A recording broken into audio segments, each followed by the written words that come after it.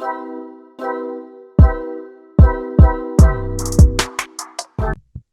everybody, we back again.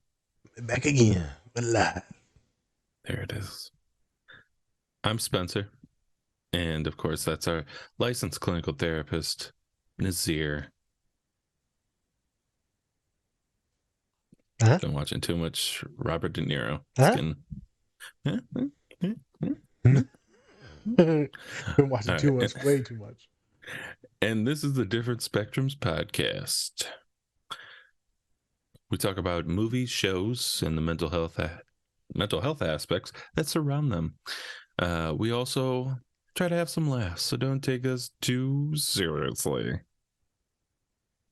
Also, don't forget to run up those likes for us. We'd really appreciate it. So, what are we getting into today? Good thumb. I like a good thumb. You like a good thumb? That's good. I'm glad I can repeat that and doesn't sound terrible at all. All right. So, today we will be talking about the show Barry.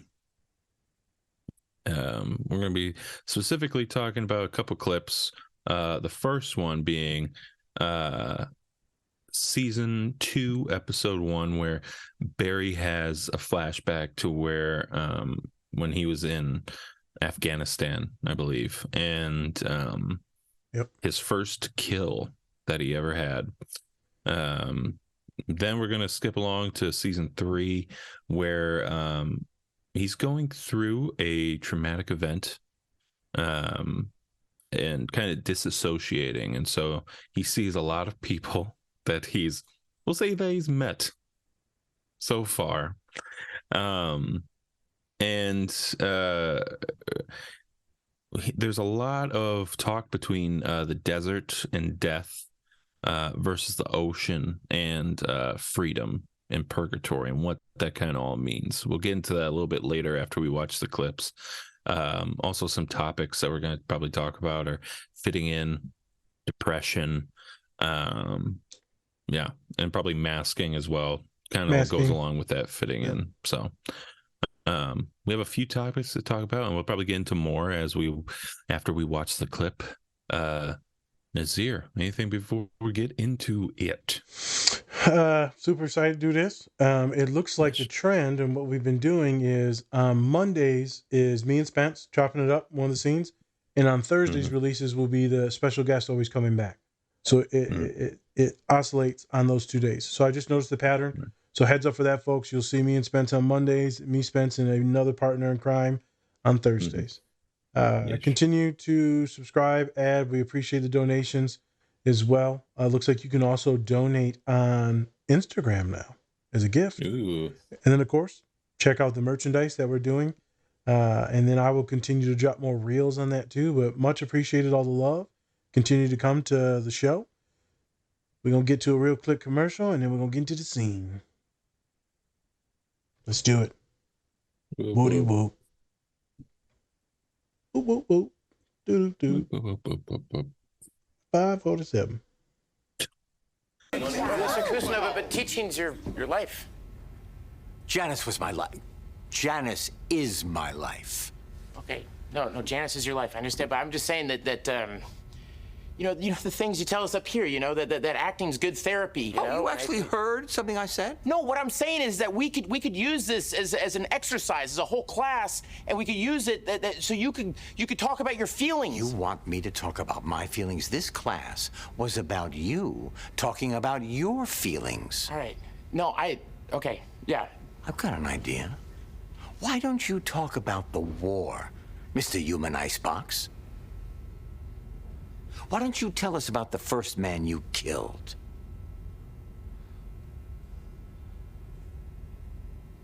Because that's what it would be like for me to talk about Janice. I didn't think so. Natalie? Bring my car around. All right, it was outside of Sanjin.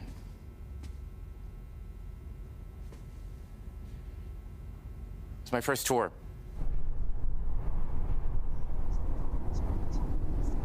I was on fire watch. my friend Albert.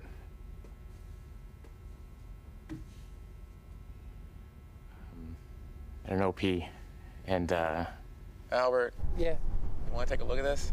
What do you see? Let me see. Let me see. Oh, yeah. Yeah, about 700 yards out, right? You see that? Yeah. we saw, what you call it, some suspicious activity. And Albert was doing surveillance on the...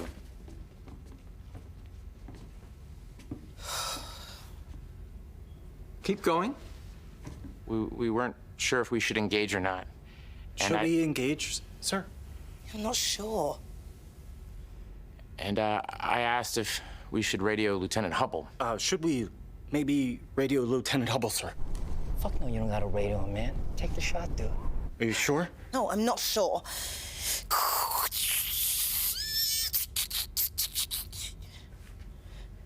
He says that's a green light to shoot the guy.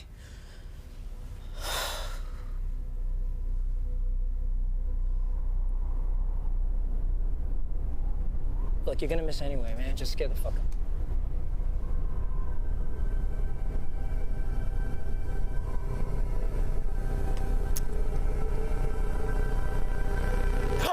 Oh, my shoulder. I forgot how these things kick back. Jesus, Berkman, you got him! fuck are you shooting at? Berkman just took out a sheep fucker from 700 yards. Fuck off. Yeah. Hey, there's more. What? Look. Yeah, there's two on the rise. Looks like they're checking out their buddy. No way. No. You killed them both, soldier. I killed him. I killed someone. Oh, my God. Oh, God. I killed someone. I'll never be able to forgive myself. Is that how it happened? That was a terrible burn. Motherfucker, what? Oh,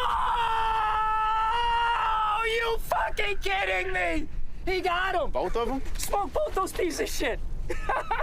Dude, this silent ass Barry here's a fucking stone cold killer, fellas, from 700 yards. Jesus, oh my God. Fucking What do you know? I was gonna take the bib off, but forget it.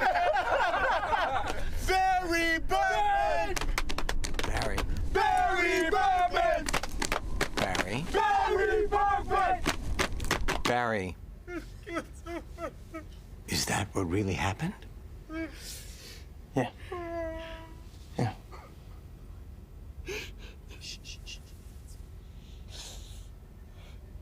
All right, I'll see you tomorrow at the next class.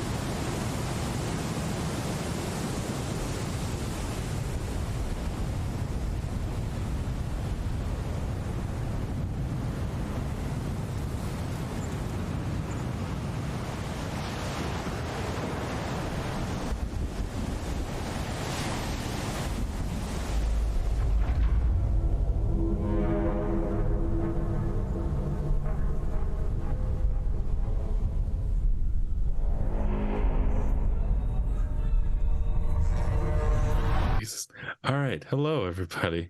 We are back from watching our scenes from Barry. So the first clip that I want to break down is the clip where he's going back and revisiting the time where he first killed a person in Afghanistan. As one does. Yes, of course. Why not? When you're there, might as well live the life, right? So actually a little bit of a breakdown for Barry. So Barry's a show about a hitman who wants to become an actor. And he realizes this when he is about to do a hit on an actor / student from Gene Cusimano, I believe that's his name, one of his classes. And Barry just falls in love with the thought of acting and not being himself, because he was at a point where he was very depressed and also burnt out from being a hitman, which It's hard work killing people, man. It's hard work. I think at some point you probably should be burnt out, but that's just me. You know, whatever. And so after he falls in love with acting, he gets involved with this Chechen mob. We meet NoHo Hank, who's hilarious. And he was also in Gotham as Zaz. Oh yeah, that's where I knew him from. Zaz, yeah. Yeah, yep. He was Zaz. So yeah, and from there, actually Ryan, who he was supposed to kill, was killed by the Chechens. And that kind of all rolls up in the last scene that we watch, but we'll get to that at some point. And so we're at this point where Barry is, he's talking about his first time killing a person. And it's a tough scene a little bit because we see Barry kind of going through it in his mind, and it's a completely different thing than what's being acted out on stage. Yep. Because the students that are actually acting out the scene think that, there's a lot more sympathy, I would say, especially when you're in, wartime. And that, like, oh no, I killed somebody. Oh my God, my life is ruined. But in actuality, he was celebrated for killing somebody, which in a way you could say that that kind of probably started his, that helped maybe fuel his Kill thinking streak. that he needs to kill people in order, for him to have like some type of purpose. A lot of things go in that. Especially with his father's friend Fuchs, who kind of recruits him to be a hitman after he comes back from the war, right? After he was discharged, but that's a whole other topic. And so, yeah, we're in this scene, and I wanted to bring this scene up because I felt like it was a good way of us kind of masking ourselves when we know that the truth is just going to make people run away and be scared, right? Because for Barry, this acting class is a way out of his normal life, which is all about killing supposedly bad people, but we see that that's not really the case for all of them. But yeah, I like this clip because it does show us, do we kind of lie when we need to and then we don't need to? In this case, I think this was probably a need to lie. You can't be like, oh yeah, we just, I shot some people and it was fine. Whatever. Didn't really feel anything about it. I'm like, okay, cool. But then also we see with his friend that he was calling like, this quiet ass dude like is a stone cold murderer. Everything, you're just like, so he kills people and then now he's celebrated. Whatever. So what did you think of the clip, Nas? And how would you I'm gonna ask you just how you feel about the clip and then we'll go into other questions. Yes, do that. Yeah. So I would say you had me watch this like a long time ago, and then I put it off Right. like I put everything off in life, and I finally got to it, and I was like, "Holy shit, this is good." Um, Mm-hmm. Barry's complex. Like you Yes. said, we brought it up because he feels very neurodivergent to us, very much so on the spectrum, Mm-hmm. with his issues with speech, emotions, identification of the emotions, expressing them. Um, there's some interpersonal issues with him communicating with other people and him being weird and awkward and stoic. So in this scene, they immediately like, "Hey man, why don't you act out your trauma scene? Because you're just the ice box of the group." And I'm like, okay, so that's a dog whistle. What we call for being neurodivergent is people saying that, you know, the stoic or repressed, are quiet, reclusive, isolated, antisocial. And so he starts to go into the spiel because he wants the class to continue going. Like you said, that's his safe haven, that's his place. He actually Mm-hmm. feels connected to like the people in there and friends. Right. And he finds a woman there that he really loves and enjoys. And, you know, she's a whole nother bag of issues, but still. Yeah. Um, but he doesn't have to put on this hyper masculine thing. He's not hurting anyone. He gets to have fun and just do stuff. So I think it's really cool for him to like protect that Mm-hmm. by talking about his story. Obviously, it's intriguing. He doesn't tell the whole version of the story, and he's like looking at people. So he's, you know, think about my neurodivergent students. One the other day, I said, sometimes you be saying shit and then looking at me to see how I react. You're doing that, aren't you? She's like, ah, maybe. I'm like, yeah, because you're saying some wild ass shit to see if I react. Um, Funny stuff. Some people say concerning stuff to see if I react. So Barry's Mm-hmm. seeing how people react because he doesn't want to be judged. He doesn't want to be seen as a psychopath or as a killer, right? As like a bad person, right? Crazy, you know. And then they act out that thing and he just goes with it. So he does a lot of his life, he just goes with it. Mm-hmm.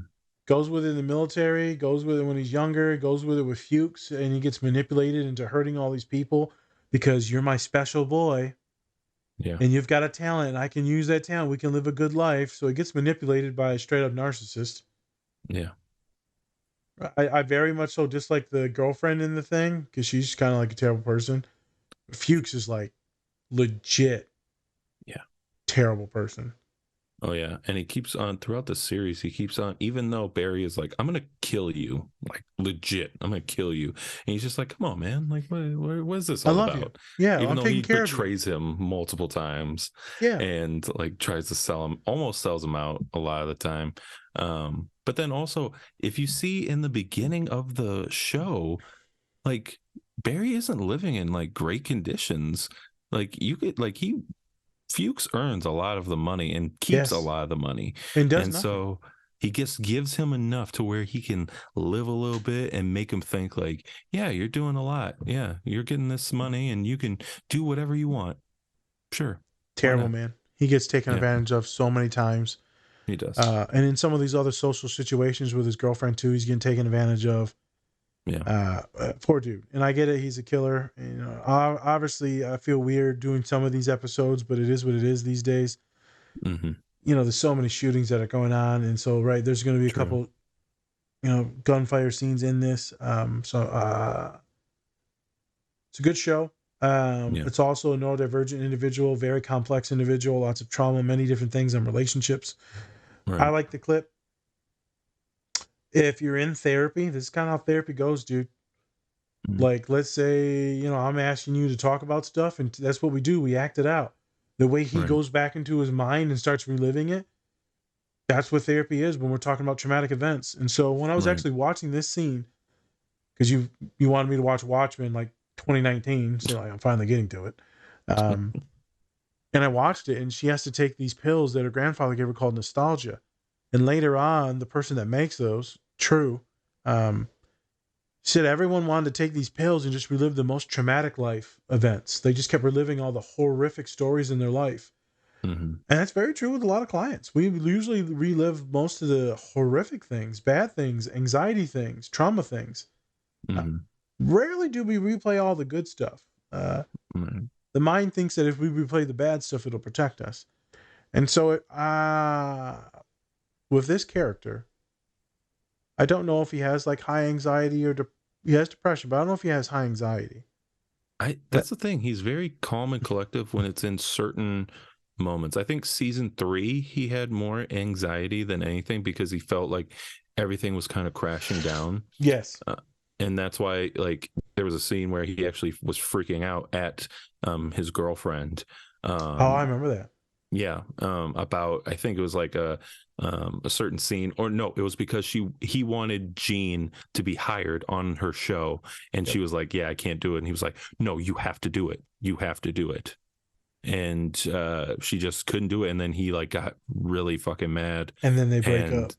Yeah, and oh my god, that breakup was, oh my god, that was so cringy. He was just like, "Yeah, I'll kill somebody for you." Or no, you know what he did? I remember now.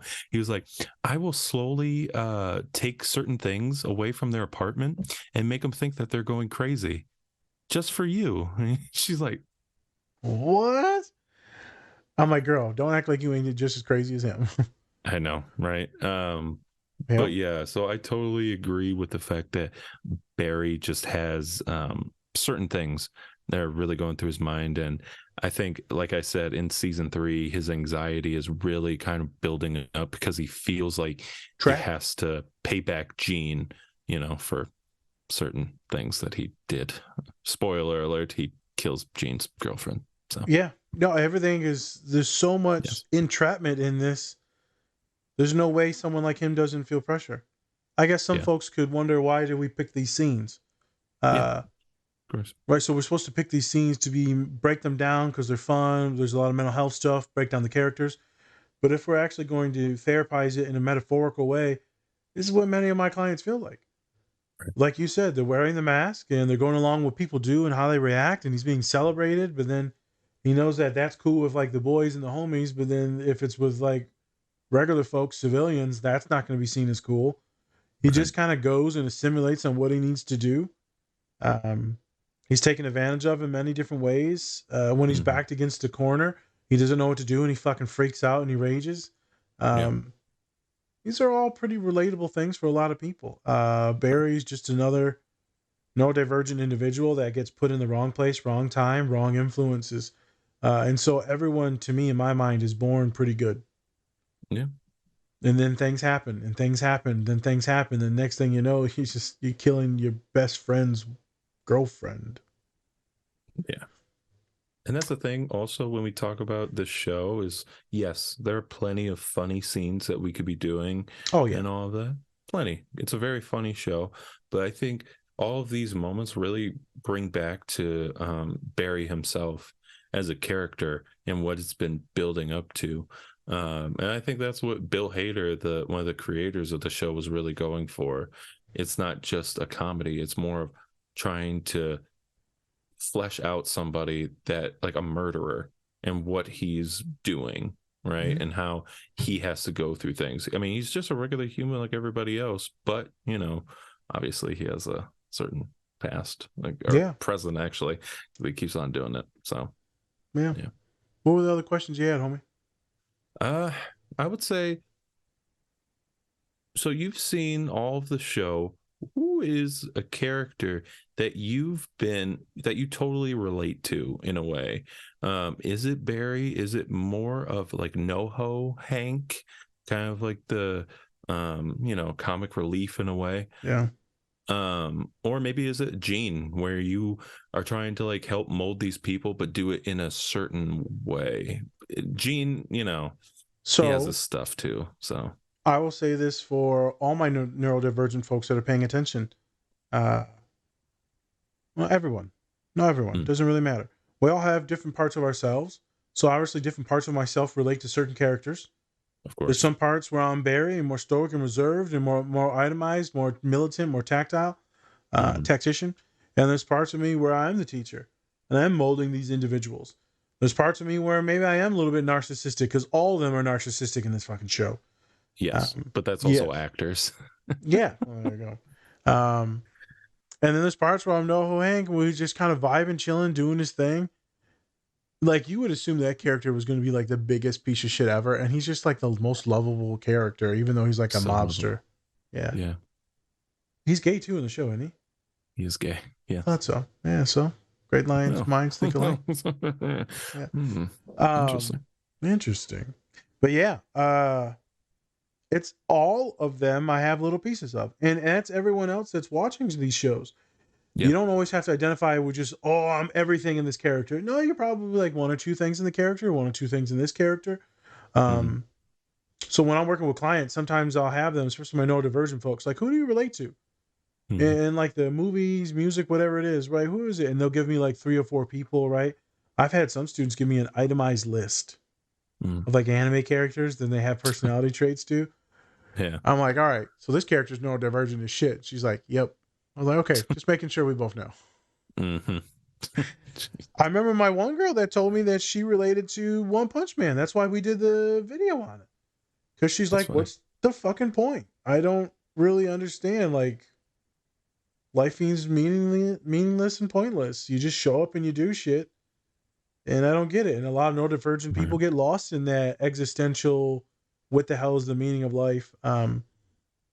So it just depends. I love when people ask these questions. Me, I would assume it's multiple of them. I'm definitely never the girlfriend. She is. Yeah, no, she's a piece of shit. She's just a terrible person. Great I'm actor. sure she has this. Great, yeah. I'm sure she has her own trauma issues. Because she made me want to hate her so much. Oh, yeah. Yeah. Which I bet she's probably like a sweet person and shit, but like the character overall, just the worst. The worst. The worst. So narcissistic, so borderliney, so emotionally manipulative. Yeah. And like Barry would literally do anything for her, and he just gets treated like trash. Anytime I see any of my neurodivergent humans, doesn't matter what gender, I'm just like, what are we doing? I guess this segues into something else. Yeah, whenever I see these characters, and I see a lot of Barrys now, right? Because it's a specialty. Obviously, none of them have the murderer side. But there'll be a lot of unhealthy relationships, and some of my clients think that's just normal, or it's their first relationship because they didn't really have a lot of friends and they're like late bloomers, or they don't really have an identity and they feel like their identity is whatever their partner's is, and so they just end up becoming their partner, and then they end up talking to me. And I'm like, whoa, you're not getting treated well. Sometimes they don't even know, Spence. I'll be talking to them, and it'll be like 2 years later, and they'll tell me about someone, and I'm like, what? Yeah. This can no longer happen. This is not good.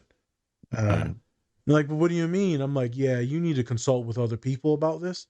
That way you don't think that I'm being biased. Well, maybe that's just because I told you all the bad things. So tell me some good things. But the things that you told me is not what friends or partners do. We need to make a change. I've been in some weird situations where I'm like, oh, it's a piece of shit. But you can't just tell your client, hey, baby daddy's a piece of shit. Just so you know, just so you're aware, piece of shit. Probably should change that. No. Yes. Oh my God. I've had that conversation all the time. I literally just had it a few hours ago. Oh, there you go. Where I was like, they were like, well, why? We put a timestamp for the relationship for the summer. I said, yes. Well, what am I supposed to be looking for until the summer? I said, we've already talked about this. It's like, I don't understand why people forget what we talked about. We made an itemized list on how you want to be treated and feel. How you want to be treated and feel. Some things you want to be better, some things you want to be less. We know what direction it's supposed to go. What do I think is going to happen? I think that there won't be much change, and I think that you'll go your separate ways. Why do you say that? Because currently right now you're unhappy. So you think when you're married with children, you'll feel better? Because you have a hard time bringing up these difficult conversations. And so if you, well, I don't feel safe communicating these things. Well, that's not a good sign. Well, that's not a good sign. If you can't even communicate some of the easy things, what are we doing? The person's not a bad person. It's just they're not right for each other. And that's the thing. I think people really just want to fall in love just so easily. And they think like that's the only thing that can, like, oh, I love them. Okay. And they're not good for you. Why does it matter? Like they just think that love is like the only thing that they need to like keep people going. But no, you need it's a working relationship. That's how It it does. goes. You're supposed to talk through things. You're supposed to be able, even if you're uncomfortable, you're supposed to have that conversation with people, or at least feel comfortable having that To have the conversation. conversation. Yes. Yes, at least to have it. And so I think a lot of people just get stuck in the I love you of everything. And I've had the same thing. I've talked about one of my friends on the podcast Yep. and how she's in a crappy relationship, but yet she's just like, it's somebody and I'm not alone and all that. And I'm like, that's not good. You need to, you know what? Sometimes being alone's okay. Being alone's okay. And I think that's where Barry hits the crossroads. He's Yes. always been alone unless he finally finds someone that's very attractive and she's good at her craft. She gasses Yeah. him up about a few things without actually Yeah. wanting anything from him. Yeah. In the beginning. But that's the thing though. Actually, I just rewatched it and they were coming back from like the bar or whatever. And Yeah. she's like, okay, I'm not gonna like invite you in. He's like, yeah, I know. I just wanted to walk you to the door. And she's like, oh. And then she's like, well, I mean, do you want to come in? He's like, no, I'm good. I'm gonna go. All right, see ya. And then he leaves. And then she's dumbfounded. Oh, like, this motherfucker, is he trying to play me? Like, is No, he? so he's very respectful, very kind, very Yeah. considerate. So many that's other the people will, thing. other people will think that he's not interested, or that he doesn't want to sleep with them. Right? They'll take it as a personal attack because he wasn't more pushy. But I also think that he's okay with just having like just that amount of affection. It's not really like a physical thing either. It's more of just like, you know what? She likes to do acting. I want to do acting. Cool. That's fine. Sweet. See you tomorrow Yeah. in class. Yeah. And Likes the that's connection. thing.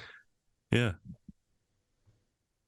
The community. Eventually, in a couple of weeks, we'll do a scene from Ready Player One, where they talk about connection, community, being with real people and not lost in the metaverse, not being lost in video games or work or jobs. We can use that one very metaphorical from that one.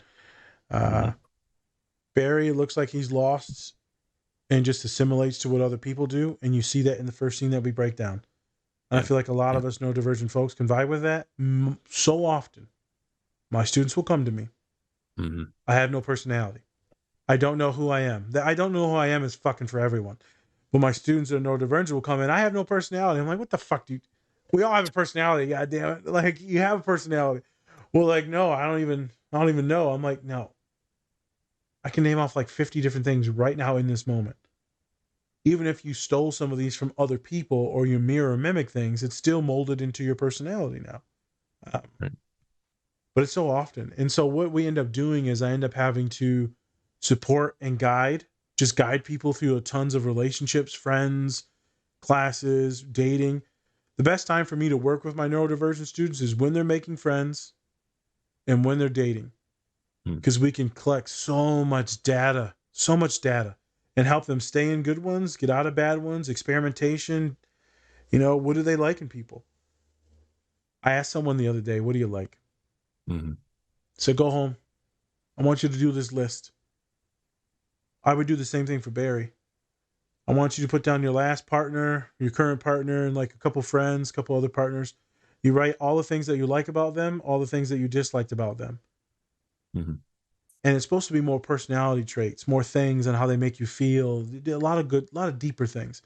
Man, this motherfucking student put down like they have nice eyes, they have soft lips. I'm like, man, this old sexual ass writings. Like, man, what the fuck you writing? She said I was looking at him while I wrote this. I'm like, I can tell. Yeah. His eyes just burned into my soul. Like, all right, Jesus, calm with down. them old pouty lips. I'm like, what the fuck am I reading? It's quite wonderful when we do that exercise to find out what we like and don't like in our friends, partners, and then we throw our parents in there. A lot of things that we like in our parents, what we like in our partners. A lot of things that we hate and despise in our parents, we usually despise in our partners. And so to find someone is you want to find all these good things that coagulate. And so this human was fun. They liked funny. They like tall. They like tall individuals. They like funny individuals, but also kind and passionate. They like them passionate about whatever. It doesn't matter what the fuck they're passionate in. That you were Just has to talking be about me till you said something kind and passionate. I was like, kind oh, and passionate. yeah, Oh, never well, I'm mind. passionate when I want to be. I got tall and funny. Compassionate?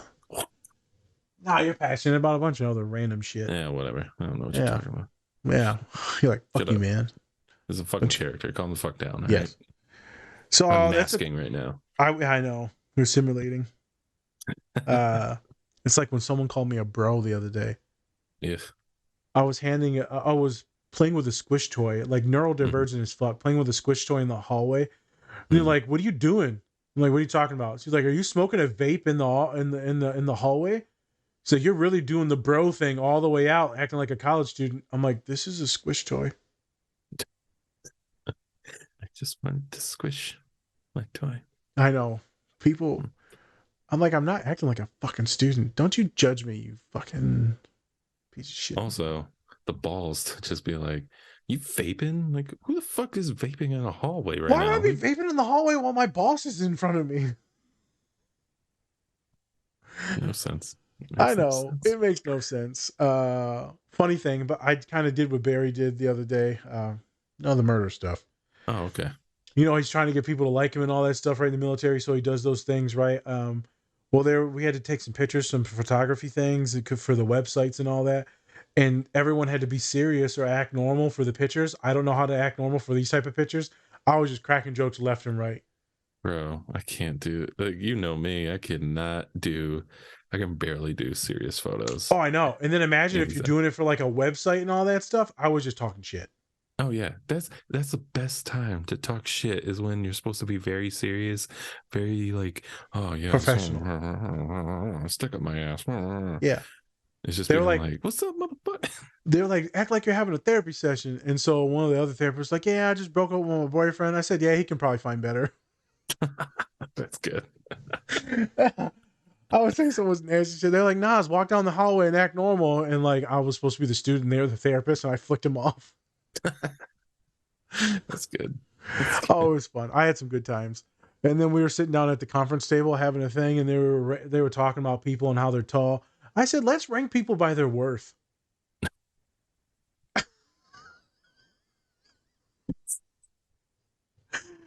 My boss looks at me like, this is not acceptable. I was like, oh, I'm sorry. I'll go back in my box. Put my leash on. Walk me around the hall. You heard that. All right. So yeah, first scene, quite wonderful. Assimilation, masking, a lot of neurodivergent folks do it. Yes. Great metaphor. Also, it's his origin story. There's some trauma that builds in there. His life goes into a different trajectory after that moment. Yes. Yes. Obviously, that is not a happy scene for him because he does not like the way his life went. No, and that's why when they have this whole show about them telling their stories and everything, Barry's like, "Can I do a different story?" Because he understands that is not the story that he wants to tell people. Because yes, the trajectory, but then also, you know, if anybody like found out like the truth about it, then he would actually, you know, then he would lose everything once again.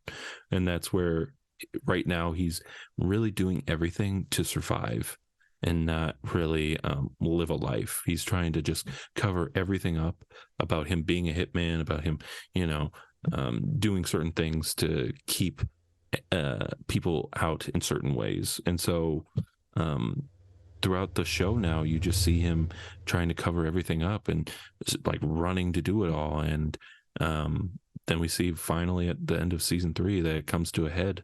And with that, I think that's where we can kind of get into the next scene. So in the first season, Barry kills Ryan and an old military buddy. And so skip to season 3 where the wife of Ryan poisons Barry. And so he gets poisoned and she thinks he's dead and all that. And he's not. But I think he's at the point where he's like, you know, on the brink of death. I think he's on the brink. Yeah. And then it shows him walking out of the house, and then all of a sudden, I love that because I love the cinematography. I don't know how they did it. I would love to find out how. He starts walking, and then all of a sudden, you see and hear just like the beach and water flowing, and then it's like in the neighborhood.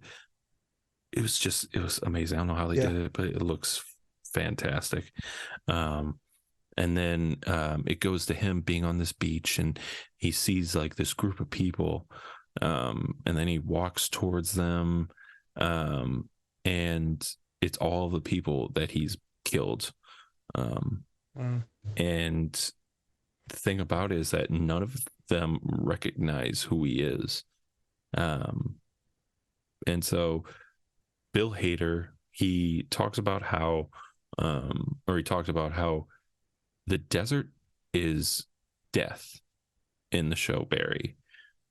Like we talked about before, we talked about how his first kill was in the desert.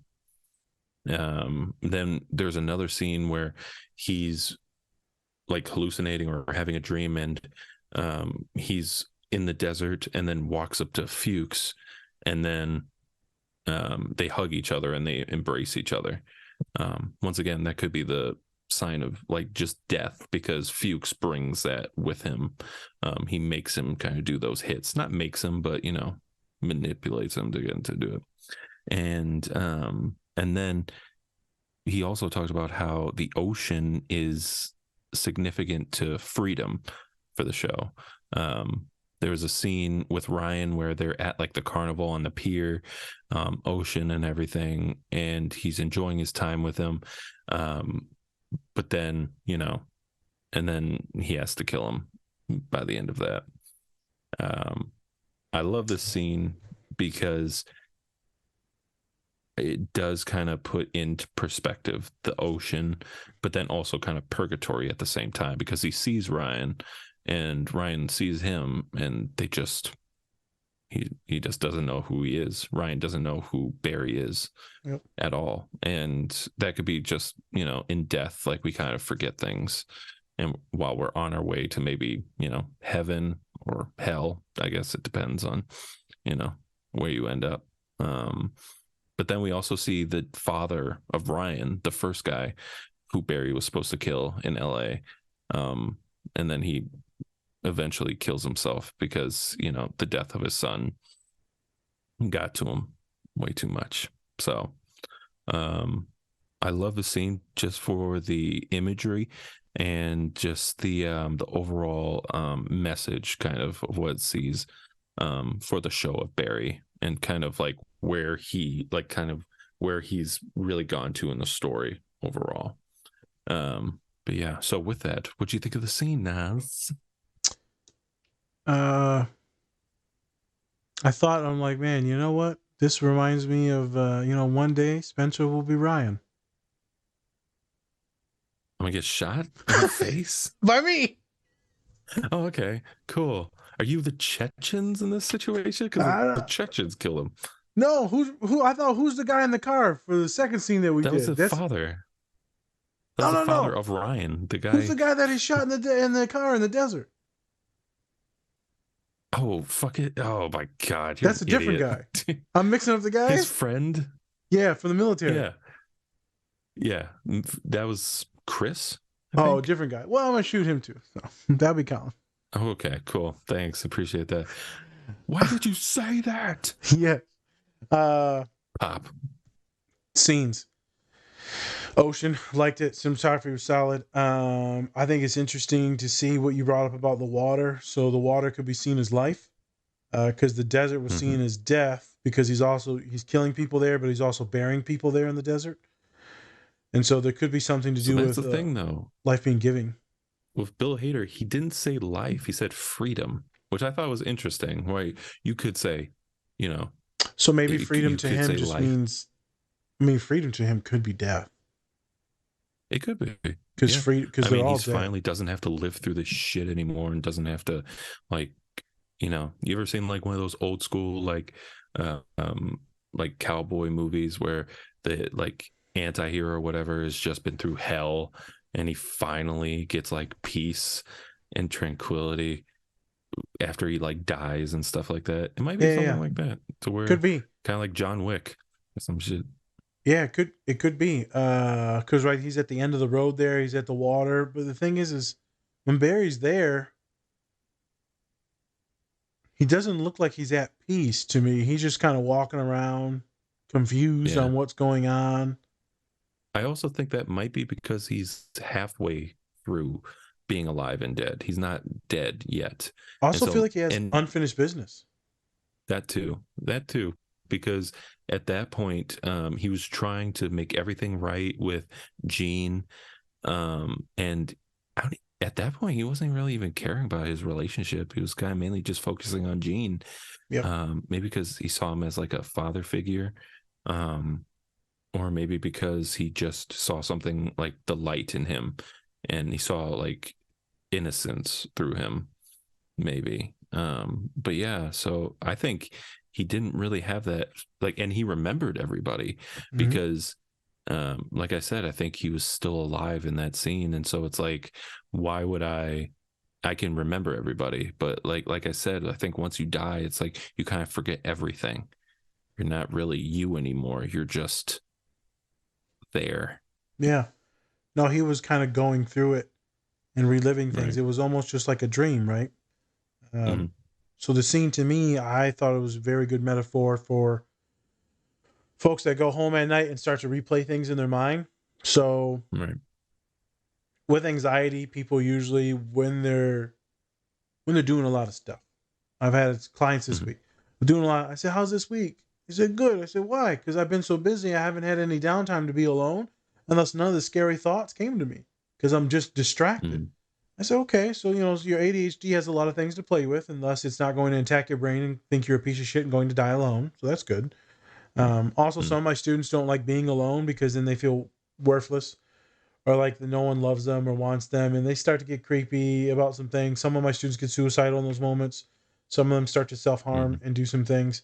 But when folks are busy, they tend not to think about those things.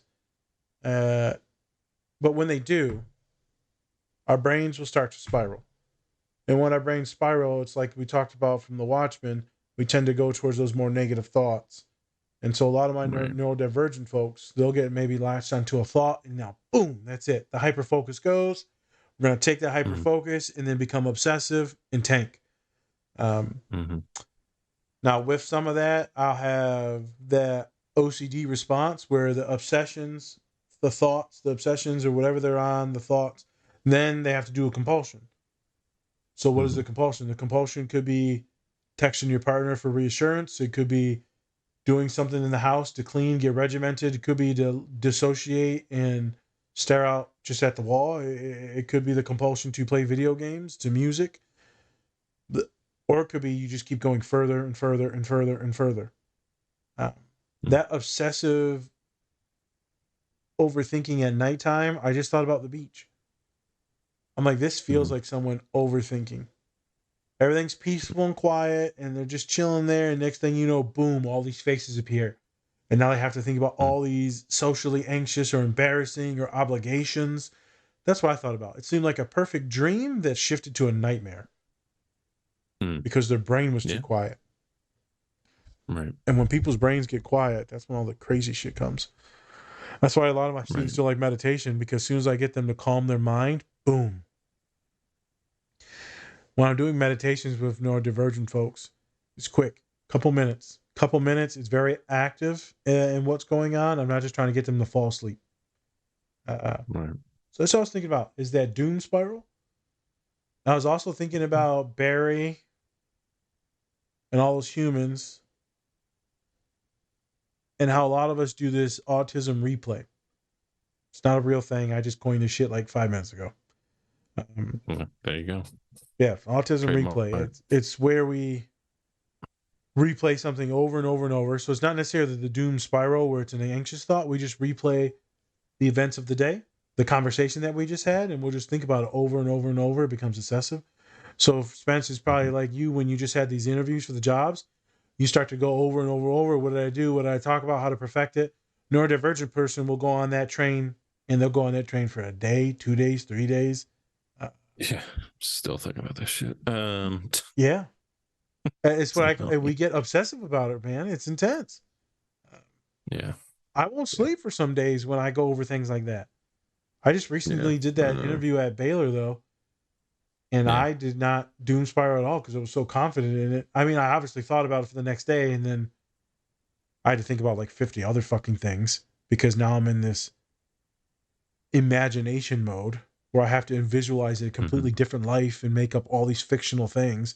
Like, my God, Right. did I just make an entire world in my mind? This is fantastic. Flying Literally. cars, Oh, it was intense. Dude. self-lacing shoes. For the next 3 days, my dad's like, "You're dissociating, aren't you?" I'm like, "Huh?" Staring off Yeah. into space, creating a different world, with course. so much more money. Oh my God. And I feel like that's what Barry did there, right? He was poisoned and dying, but he would create this whole new world, this purgatory, and he's seeing all these people and interactions and things, and he's experiencing different emotions, and he waves at his boy. They just got done killing a couple episodes ago, well, a couple seasons ago. And it's like, why would he wave at you? Even if he did recognize you, you shot him in the head, bro.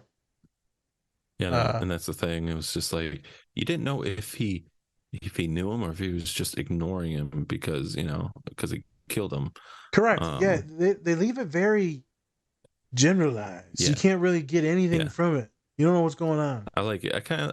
I like, for the most part, I hate like open-ended endings. I really do. Like, I hate that because I just like, it's up to your imagination. It's like, no, just tell me what happens. It's like the end of Sopranos. Shit. Did he die or did he live? Everybody's like, he died. It's like, you don't fucking know, though. You don't know. You never know. Bastards. Yeah. I know. Goddamn HBO, always with your open ending shit. HBO.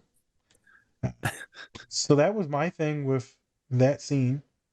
Okay. If you have any more questions, we'll go with that, and then we have the diagnosis and treatment thing. Okay. I mean, how do you talk to people that have more of a religious upbringing? It's like, obviously you want to treat everybody the same. Fair. But at the same time, a lot of people are very passionate about like their faith and things like that. And I'm thinking about that because, this is kind of a purgatory scene that we're seeing here. We're seeing a lot of people who may be on their way towards the afterlife and things like that. So what is kind of your approach, especially as a therapist, towards, people who are more on the religious side, even though you're trying to break down their mind, by themselves? Yeah. So you tie it all in, right? I'm not scared to go there. Some therapists are scared to go literally anywhere. I had a student talk to me the other day. She's like, "This is TMI." I'm like, "I've heard everything a million times over. It is not TMI." So they said a few things. I'm like, it's completely fine. Not a big deal. We say the word sex in this office. It's okay. Okay. We're all adults here. I would say I worked at 2 Catholic schools. Religion was brought up. I've worked with seminarians as well at these schools, becoming priests, and so religion is brought up. I've worked with a lot of progressive kids, and I've worked with a lot of conservative kids, right? I've got some kids that come in there with shit I don't really vibe with and believe in. I got some that, I'm all on board for, and then we can talk about it and laugh. I got some that, they may question. I got a human I questioned the other day. I'm like, "You one of them racist kids? I can't tell. Like, I feel like you're not, but like, also I feel like everything you just said may equal racism. But I can't tell. But I think you're a good person." Oh. Yeah, I think they're a good person, so I put them back on the schedule. Yeah. It's fine, right? People come into me, say I'm like deeply rooted in my faith, whether it be Christianity or Islam, doesn't really matter. And so we talk about it, and we talk about how God navigates things in their life. What are the rules, morals, and ethics, values, commandments that they go by? What's acceptable, not acceptable? What happens when I talk to couples about marriages and like getting divorced? I was talking with couples about contraception and then how that's not really cool with a lot of my more Christian students, more conservative students, completely fine. So we were talking about uh, like family planning. We did some family planning the other day. And it's completely fine. It's in my wheelhouse. When we get to the purgatory related stuff and like life and death and all that, so I just listen to them and kind of let them navigate it. Talk about what are they scared of, where do they think that they're going to go. It's usually more what is the meaning to life than what are they worried about afterlife. And then I usually have them consult with their pastor, minister, priest, and get some pastoral counseling. So I don't believe that I have all the answers. So why the fuck would I speak on things I don't know? So I will refer and defer to the person in charge of their spiritual guidance. So then we kind of tag team it off of that. Because that's more of a spiritual guidance thing. I'll get in there and talk about some stuff. It's interesting. I got some students that will gravitate more towards religion while in therapy, if it comes up, which is not often. And then I got some students that are discerning away from it. And they're discerning away from their families' viewpoints on religion. Because many of my kids will grow up in very conservative or very, very staunch Christian, deeply Christian households. And they'll still be conservative and they'll still be Christian, but they're a little less intense. They're a little less. They'll become more like the holiday religious. You're right. They back off of like all day, every day, and praying all the time. Where they, it's part of their life and they're spiritual, but it's also not the biggest factor. Right. A lot of my students also will start to question religion and their beliefs and philosophies when they start to get more educated. They start to see some of the shady things that happen in religions. And we're not just talking about like, manipulation. We're talking about, people that have died in the name of God. We're talking about a lot of different things about masculinity and men ruling. There's a lot of shady stuff that goes on. So we'll talk about that. We'll talk about some of the anti-LGBTQ things too, and how some of my clients will have to find a church that's good for them, because it's not the religion that's persecuting them. It's the people that are practicing it that's persecuting them most of the time. So we navigate those waters. Could be very tricky waters. Sometimes when I'm referring clients that are LGBTQ and are religious, I'm making sure that I refer them to someone that is like accepting. Right. Because, I don't know. And then sometimes when I have coworkers that are LGBTQ, gay, trans, I'm like, so where do you fall on the spectrum of like allyship? Because I need to refer you to someone, but they have a different identity than yours, and I don't want you to like hurt them, but they're more specialized in what you need. And so I'm like, it's a thing that gets brought up and talked about. Religion, as long as you're not scared about it, it's awesome. It's usually discerning out, questioning their family, wondering what's the meaning of life, or why is life so hard? Why is God allowing this to happen to people? Why did God allow me to get hurt in this way or traumatized in this way? Why did God take my mother from me, my friend from me? Why do these people have cancer? It'll be a lot of like resentment and anger, and then we start to like process that, talk about it.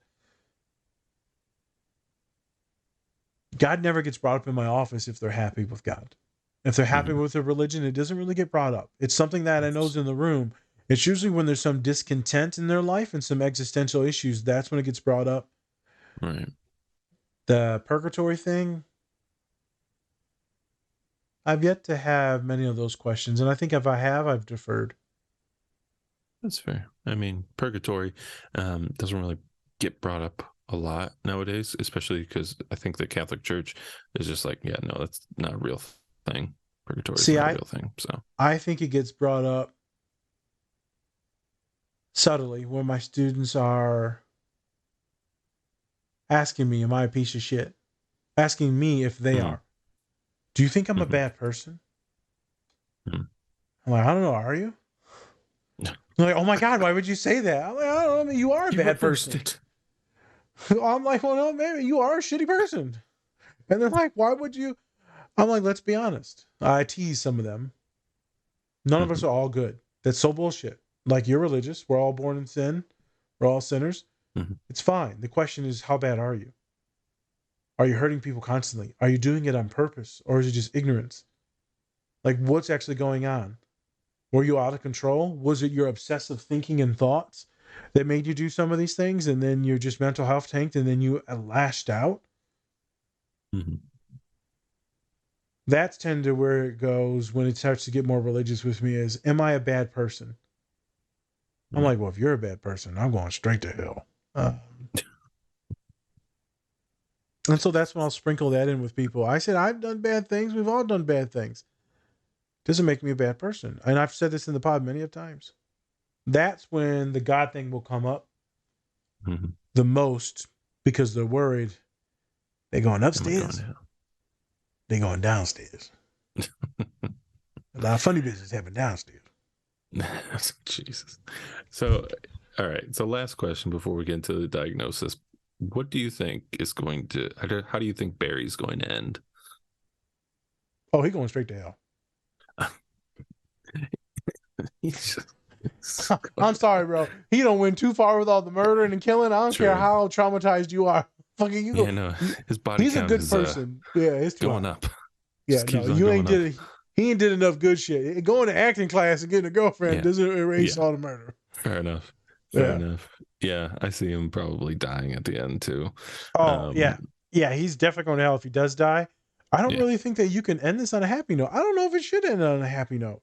But that's the thing. It's kind of like Dexter. It's like I hope they end it well, because going back to Dexter was an awesome show, but then the ending was so garbage. It was so garbage, because they should have ended it with him, dying or whatever. But they didn't, and so I hope they do it well in this. And yeah, I mean, I wonder how he's going to get out of prison, because it doesn't look like he can. And the way Gene like kind of set him up to be, to actually go to prison and stuff. Yeah. I'm wondering, I'm like, is he now like, is he going to hate Gene for doing that, for betraying him? Or is he going to be like, I understand what you did. I understand. And I don't think that he'll take his own life. I think that, he'll either live or he'll die. Because he could have taken his own life way before this. And I don't see why anyone would kill him in prison unless he was part of one of the gangs that messed up things. But we'll see. I'm sure it's going to be a lot of twists and turns, because it always is. But if we're talking about him on the beach, specifically in the metaphor, there's no way. No. There's no way. All those bodies on the beach. All the pain, right? He killed his friend, and then his dad killed himself, and there's too much pain. Well, and we talk about like redemption and stuff. It's like, what has he really done to kind of redeem it all? And he kept killing even after he's like, okay, after this one, that's it, no more killing. And then he kept on doing it. It's a dog off a leash. And so I'm not gonna lie, I sometimes I feel like, I've definitely made up for any stupid transgression I had, or any stupid bullying, or picking on, or stupid little schemes, which I will not go into. I've made up for those a million times over. I've done so much good that I've made up for pops and moms. And so part of me is like, I wonder if I can take my tab, add it to theirs. I don't think it works like that, but part of me is like, that's an interesting thing. You say that. I think about it all the time. I'm like, my score is pretty good. So I feel like if I can shed some coin, because maybe they produced me, then maybe that can buy them a ticket. Then also, we might just be a video game that aliens are playing for fun. I don't know who the fuck wanted to play mine, a bald, fat Mexican Arab. Like, I got this bald one again. Yeah, I got it. He's eating again. He just won't. I'm trying to put down the sandwich. He won't do it. Yeah. Just keeps and now it's like, well, we'll give him medicine to where he can't fucking eat anymore, and he literally gets the bubble guts. So he's throwing up again. Yeah. Let's see if he can hold his pizza down. No, he can't. Jesus. We're all just part of the Sims. I'm telling you, part part of me is like found comfort in thinking that we are a simulation. Because then it's not really our choice. It's something else beyond us. Yeah. It's our choices, motherfucker. We I gotta know. live with it. Ah, fuck you. Well, that asteroid's coming in 2045 and we'll all be gone, so it's fine. All right, motherfucker. All right, diagnosis for Barry. Okay. Well, 2045 people. They're like, who? President? No, asteroid. Oh my god. Jesus. You sons of bitches. Deuce. Instead of hope, it's like no hope. Oh yeah. Ever since I seen that article on fucking whatever weird internet thing, I was like, yes. Yes, burn it all. Yes. Yeah, I'm like, I'm so tired. All right. Diagnosis. Dude definitely got autism. 100%. The things that he's doing now and all that other scandalous stuff, that is not part of autism. His neuropathology, the way he works, operates, communicates, experiences things, emotions, that's all neurodivergent. I would assume that there's also probably a hint of OCD in there. There's a hint of generalized anxiety in there, but is not expressed. And obviously the depression is in there as well. So there's multiple mental health things that are in there. We could say that he has some social anxiety. I would assume that he does. And we could say that he has PTSD. So he's got a lot of trauma in there. I don't know if he has where he's re-experiencing it through his body or his mind. I'm not sure if he's actually re-experiencing it that much, so I won't say PTSD, but he definitely has trauma. Yeah, definitely trauma, I think, because he doesn't seem like he kind of is guilty for what he does, and kind of does have like the flashbacks, but it's not like sporadic or anything like that. No, it's more of like him bringing up something. Yeah, he's not having any emotional like breakdowns, physiological, being overstimulated, hypervigilant. He's not having any like looking behind. Yeah.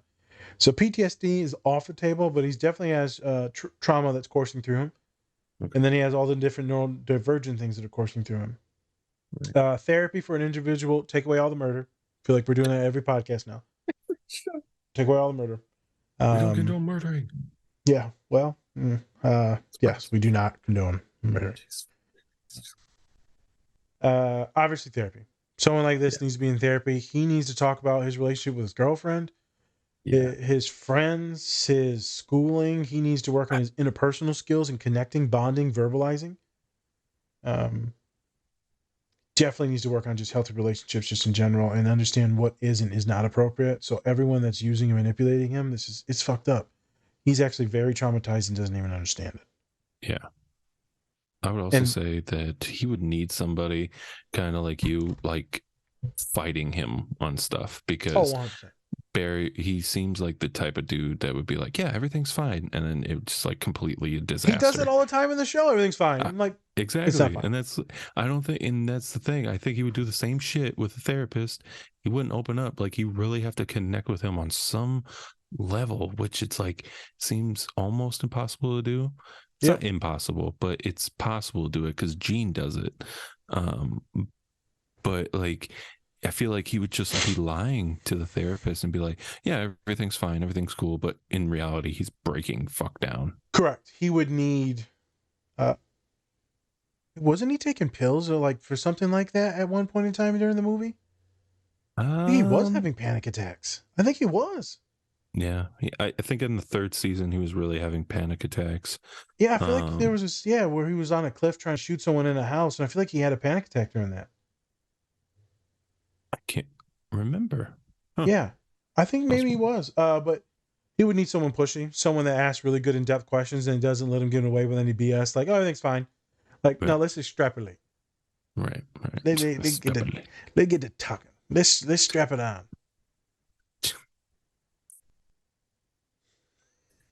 If anybody on the podcast doesn't know, that was me slapping my forehead. Slapping that thing. Okay. So, someone like this is going to have a lot of self-sabotage issues. They are going to get into some shady shit and breakups and unhealthy relationships because they feel like shit. There's going to be so much self-sabotage. They're going to end up blocking their happiness and joy so much, and then you just keep murdering. So, murder. That's the biggest things. Someone like him, probably medication and antidepressant, OCD, an anti-anxiety med, same thing, SSRI, to get his mind to calm down and relax. Maybe that can help him with his emotional and cognitive like processing. Yeah. Probably needs a new job, so we need to look at some research for a new job. It's weird because he had like a part-time job at like Lululemon, which is hilarious because it's just he's just working at Lululemon. I didn't know that. Yeah. Also, I would say with this, it kind of feels like anytime that he's put in a position to kill somebody, it's an automatic thing. It's automatic. Like he has to do it. Like, right, he doesn't think about it, he just does it. Yep. When we go back to him shooting Chris, it was even though he had plenty of time to think about it because it was a longer scene, plenty of time. It was kind of a reactive thing, like, oh, he said this, so I have to do this. Oh, if he he already would have knows said this, I would have done this. I literally just did this. Yeah, I told you about this during the break when we were talking. I literally just did this yesterday with Colin. Something happened. My brain was like, well, this is the next step. And I didn't use any emotional reasoning before I brought something up. And I was just like, this is the next step. And everyone's like, why are you talking about this? I'm like, this is the next step. Right. So it happens. It's a neurodivergent thing too. We go into action.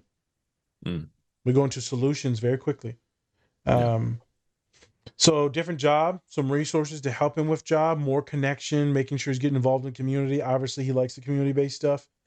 Yeah. And so you would make sure that that can happen. And then working through his social anxiety and ineptitudes. The next thing is just working majorly on emotional understanding. Right. Who he is, what's his personality, is he a good person, is he a bad person? We would have to work through all of that. Specifically, if he wants to be in a healthy relationship, he's going to need to be able to communicate, or he's going to have to find a partner that understands his communication, but he will have to verbalize that that is his communication, and thus they can accept it or decline it. So he is going to need a therapist, possible meds, jobs, resources, human connection. So a social worker would be perfect for him because they can connect him with everything. A psychologist will probably just say that he's fucking crazy, say that he's personality disordered, send him on his way with a prescription. Social worker is going to break down a ton of stuff. And if he was to see me, I'd be like, so you're autistic. So put the gun down. First of all, put the gun down. No more of that. Put the gun down. No more of that. Yep. And I'll take 10% of every murder because I'll snitch your ass out.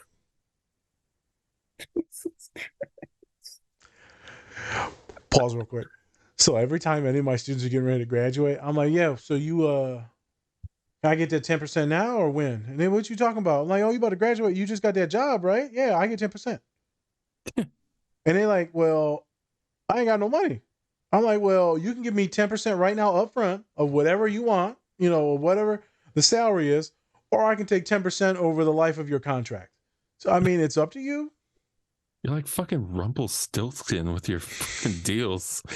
You're like, so, you know, I helped you out with the golden thread, so I get your first child. Yep. Yeah. 10%? It's not that bad. Some of my students who look at me and they're like, okay, Nas. I'm like, I'm cashing this shit in. Like, I'm going to come at your house and be like, knock, knock, knock. The thing is, instead of like being like, oh, you have to guess my name, you're like, guess what race I am? You don't know. Am I Polynesian? Am I just Mexican? Stab. Oh, he's Mexican. He's Mexican. He's Mexican. He's Mexican. I love using that for my neurodivergent students, man. They'd be like, so you gonna take 10%? I'm like, yep. And you just stare at them so they think you're super serious. Motherfucker, you be rich as shit by now. I know. Fucking bastards. Ungrateful sons of bitches. All right. All right. So that was the diagnosis treatment plan. Yeah. Lots of talking, lots of therapy, lots of help resources. I assume we're going to need to talk about his family and upbringing as well. There's going to have to be a lot of growth and emotion, intimacy. Yeah, I hope maybe in the last season they kind of talk about his parents because they don't really talk about him much, I don't think. Yep. So that'd be cool if they did that. But yes, so thank you everybody for watching. Also, I think this is a show where we would come back to it because there's so many layers, so many different characters that we can touch on. We haven't even like really gone into NoHo Hank, or I think that'd be a great topic. And then his girlfriend, of course. Fun one. Yeah. Terrible. And then the new season starts on April 16th, so this Sunday. So I'm going to be watching. Once again, thank you everybody for watching. Go visit our website. Check out our podcast on every streaming service. Check out our merch that I'm wearing right now. This is the Coordinates hoodie. We got it. Piece of cheese. Yep, that's right. It's the most beautiful piece of cheese you ever seen. Right on the nipple. I love that Gouda. I love that Havarti. You know you're fucking fat when you know so many fucking cheeses. I know a lot of cheeses. I'm thinking about cheese right so now. many cheeses. Oh my God. In the murder mystery too, Adam Sandler's just eating a brick of cheese the entire time. It's fucking hilarious. I watched that. That shit was actually pretty funny. I got a like couple that. scenes recorded. We could maybe do it. That was a good movie. Yeah. All right. So thank you everybody once again. Donations, you can go on YouTube, Instagram, all that stuff. That would be very helpful. We would appreciate it very much. Yeah, I think that's all I got. So thank you everybody, and see you next time. All right, people. Much love. Peace. Different Spectrums Podcast. Bye. Tell me what you